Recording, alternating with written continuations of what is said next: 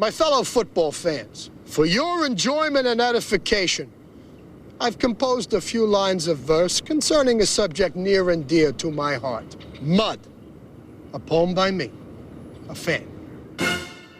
Oh, great game of football, you will never be a dud, thanks to a magical substance, the glorious gift of mud.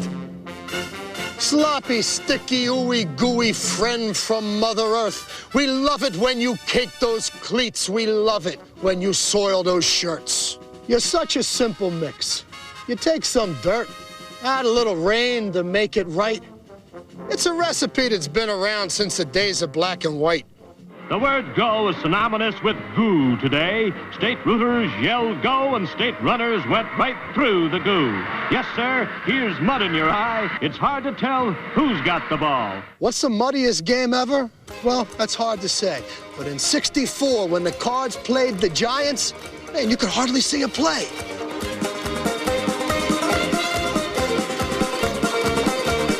But it bogs the game down, critics rail shrill and loud, forgetting that the greatest performance in NFL history occurred on a field that would have made an Irish peat farmer proud. Dashing 85 dazzling yards on the longest punt return of the season. Here he is, galloping Gale, carrying the mail. This is his 6th touchdown of the game. Mud has no secrets, no hidden agenda.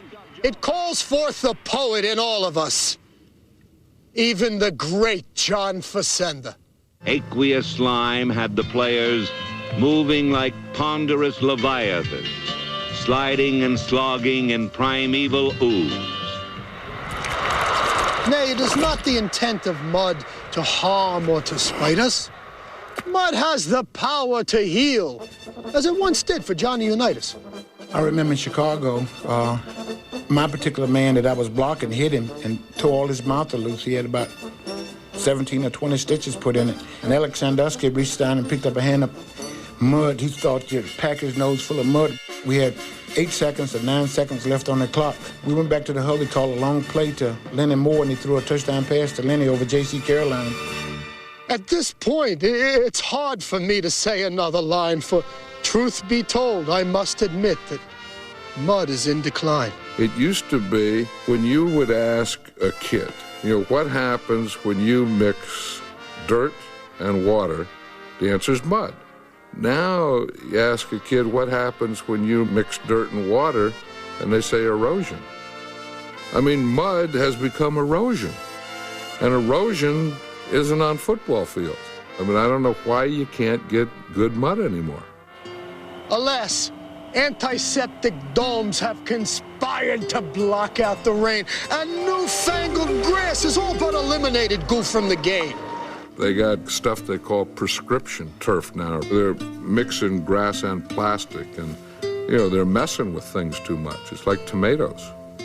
You never get a good tomato anymore. You never get a tomato that tastes like tomato. Oh, how I long for the time when Viking warriors ran covered in slime on their way to a thrilling touchdown. And mud-spattered Packers looked ever so dapper, sporting their coats of brown. There are some who will say, hey, what does it matter? Who cares if the players are covered in splatter? I'll tell you this, the search for mud is a search for the truth, a visceral yearning that stems from our youth. We used to play out of school all the time. The more mud, the better. It really wasn't about scoring or really winning even. It was just about getting dirty. And that's probably the best way to have it. Just go down and get dirty, make your mom mad. That's the biggest thing. Fear not, kind Steve, your dream will never die. Football in the mud, it's American as apple pie. So let us raise our voice in a clarion cry. On your domes, here's mud in your eye.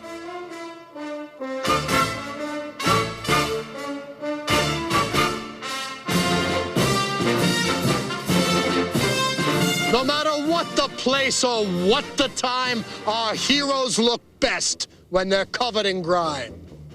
Green 18-6.